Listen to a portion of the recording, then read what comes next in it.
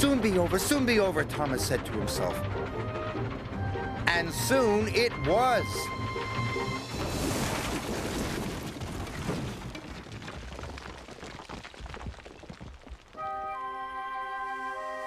Luckily, no one was hurt. But Thomas felt sadder than ever. Harvey arrived to help clear up the mess. Harvey didn't like seeing Thomas so unhappy. I can't go around the difficult bend, Thomas wheezed sadly. I'm not a useful engine without Annie and Clarabelle. You are a really useful engine, said Harvey, and a jolly good friend. And he puffed away.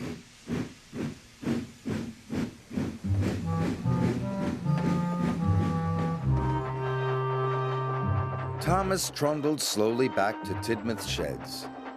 He was very sad. He wanted to be back with Annie and Clarabelle. Suddenly, Thomas saw a line of troublesome trucks rushing towards him. They had come uncoupled from Edward. Cinders and ashes, cried Thomas. The troublesome trucks are heading for the new station, and they're going too fast. I must warn the station master. So he raced after them. The troublesome trucks clattered along the track. Thomas was determined to save the new station, so he dashed after the runaway trucks. Thomas went faster and faster. He raced past the troublesome trucks, but he was nearly at the difficult bend.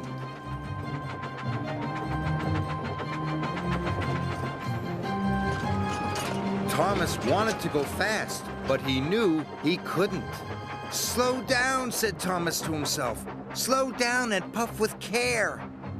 Thomas applied his brakes. He slowed down and puffed very carefully. He made it all around the difficult bend, all by himself. I've done it, he tooted. But so did the runaway trucks. Thomas puffed as fast as he could.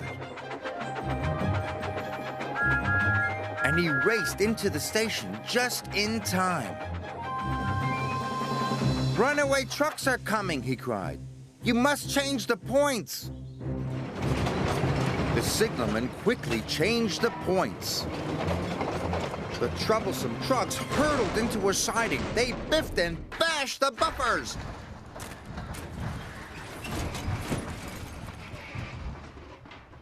But the station was safe.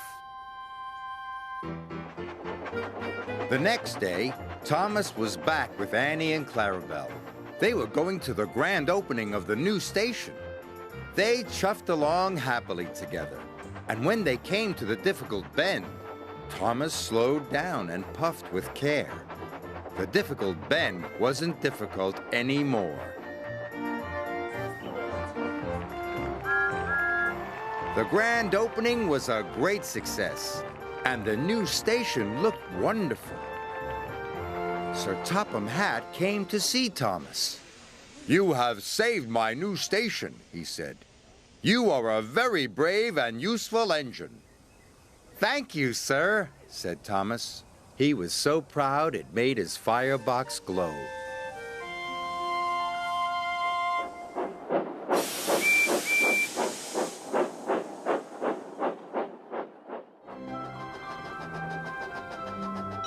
It was cold and snowy on the island of Sodor, but everyone was jolly.